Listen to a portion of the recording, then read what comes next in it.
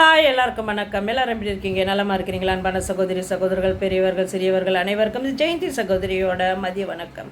கண்டிப்பாக வந்து என்னன்னாக்கா, எல்லாருக்குமே என் ஜெயந்தி தெரிஞ்ச என்னோட வாழ்க்கை வரலாறு தெரிஞ்சவங்கெல்லாம் கண்டிப்பாக தெரியுமா. அதே மாதிரி எனக்கு ஒரு இடைஞ்சல், எனக்கு ஒரு சின்ன ஒரு மனசு கஷ்டம்னாலே நான் வந்து கண்டிப்பாக என்னோட உங்களா மாதிரி நண்பர்கள், உங்களா மாதிரி தோழர்கள் எல்லாருமே இதில் எனக்கு கொடுக்குற ஒரு சின்ன ஒரு சப்போர்ட். அந்த சப்போர்ட் வந்து சாதாரண விஷயமே இல்லை.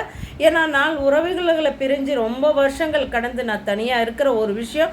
அதே மாதிரி இதில் எனக்கு கொடுக்குற ஒவ்வொரு சப்போர்ட்டுங்களும் வந்து அவங்க என்னோடய தங்கையாக இருக்கலாம், என்னோடய அக்காவாக இருக்கலாம், என்னோடய அம்மாவாக இருக்கலாம், அதேமாரி அண்ணன் தம்பி எல்லாருமே இதில் அடங்கியிருக்கு.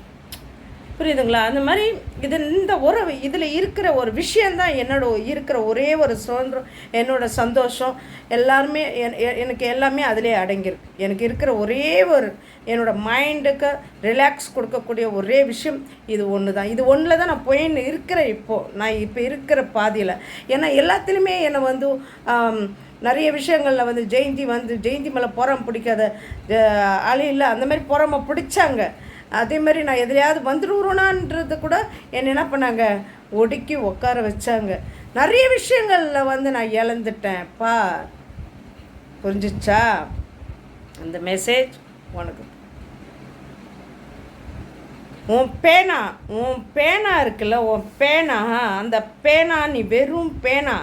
ஆனால் ஜெயந்தின்றது இந்த ஜெயந்தின்ற அந்த பேனாவில் சேர்ந்தால் மட்டும்தான் உனக்கு பவர். ஓகே, புரிஞ்சிச்சா?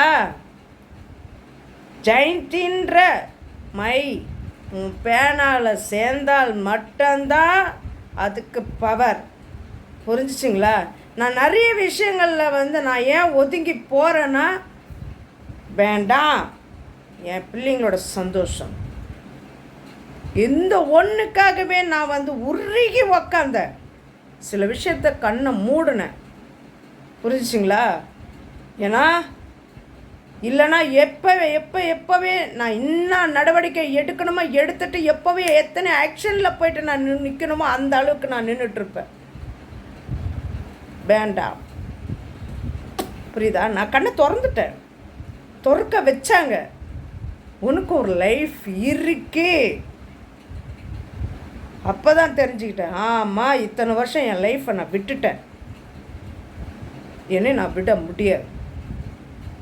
ஓகே.